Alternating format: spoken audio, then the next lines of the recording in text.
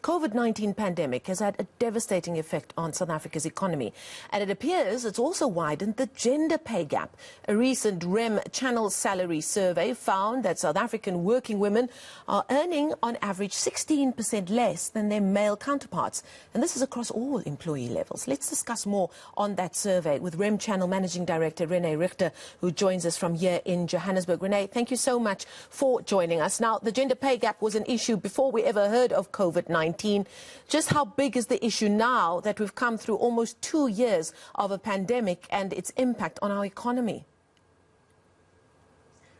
Well, Morgan, I think the reality is, if you look at the number of jobs lost during the first few months of lockdown, of the 3 million jobs lost, about 68% of those jobs were occupied by females.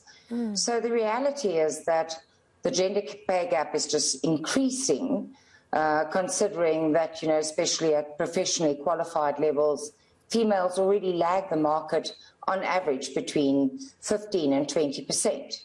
So it is exacerbated by the fact that the COVID pandemic hasn't helped in terms of job losses. Talk to me about this survey specifically, the logistics of it. You sampled just under 1 million employees, so that's quite a big sample survey as surveys go. But the split was between your findings at executive and top management level, as well as unskilled level. What are the differences there at those various levels of employment? Well, the interesting fact is that the gender pay gap is indeed being addressed at executive levels. The fact remains is that we have a far less representation of females at those top executive levels. But interestingly, at the junior levels, which is unskilled and semi-skilled levels, already there you're starting to see a 25% lag in female remuneration. So if you can imagine the career path of a female, the probability of closing that gap is enormously slim over the period of time. And then you have other issues such as, the fact that females then at a certain point in their life take a maternity break and therefore is then further probably, if you're looking at it just from a career and talent perspective, disadvantaged because of the fact they're taking some time out. So almost the out of sight, out of mind phenomenon, if you look at it from that perspective. And I mean, we still hear stories of people being sidelined when they try to make their return after having a child.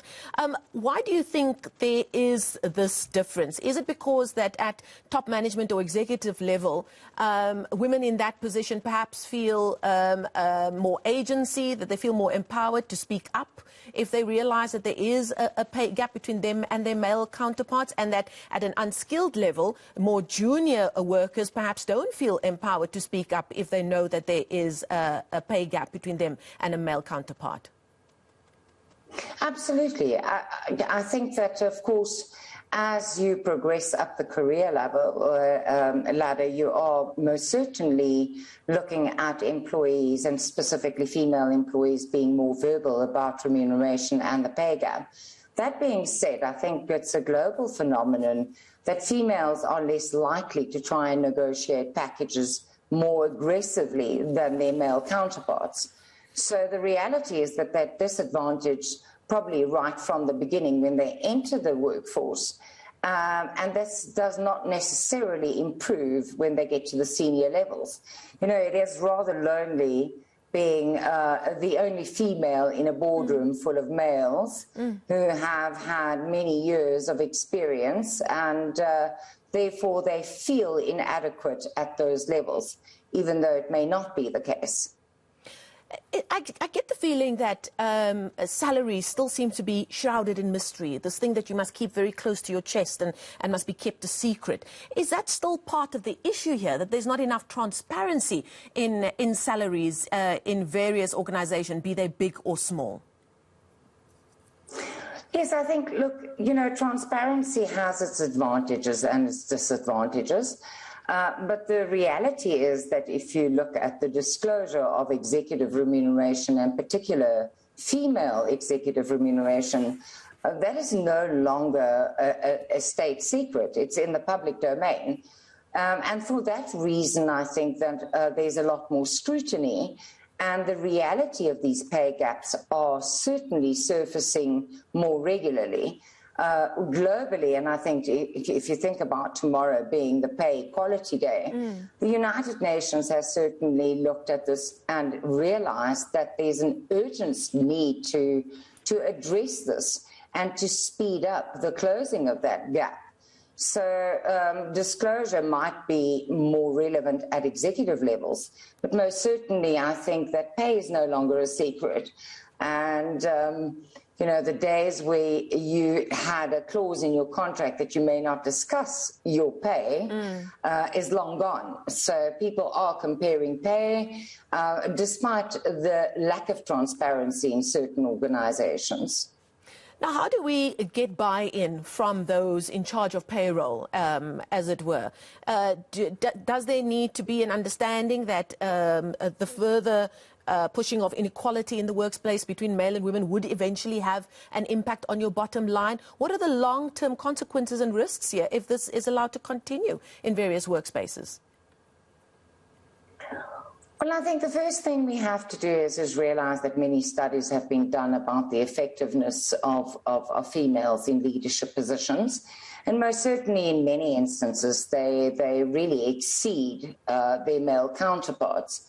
So the reality is that you've got a very large female working force, and that the impact on your bottom line not only is impacted by the ability and the capabilities of female leaders, it also is a question of, is this socially acceptable to actually apply a gender pay gap because there's a female in the position, regardless of the performance of that female in that particular position. So there are most certainly risks. I think it is, although, you know, there are risks, there's also a great movement in terms of boards of executives, ensuring that this is addressed not only in terms of the integrated reporting, but also putting the measures in place to ensure that those pay gaps are indeed decreased over time. So what is encouraging, that what we're seeing from the survey, from the Remchannel survey, is that over the last couple of years, that pay gap has indeed decreased. But we also have to look at this from an industry sector perspective, and where it's more male dominated versus the types of positions that females hold. So I think the very first thing for me is, and this is probably very much my opinion, is that the first port of call would be to analyze what the pay gap is in your organization. That helps you understand the extent of the problem. And if there is indeed policies, practices that will, albeit inadvertently, be biased towards females, that those are addressed and that the corrective measures are put in place to ensure that those gaps are then closed over a period of time. And of course, rather sooner than later, because the longer you leave these pay gaps, the larger they get over a period of time, simply because of the nature of progression and pay parities in an organization and the pay practices. Indeed, we still have a long way to go, but we're getting there. Thank you so much. That is Remchannel Managing Director René Richter joining us from here in Johannesburg. We thank her for her time this evening.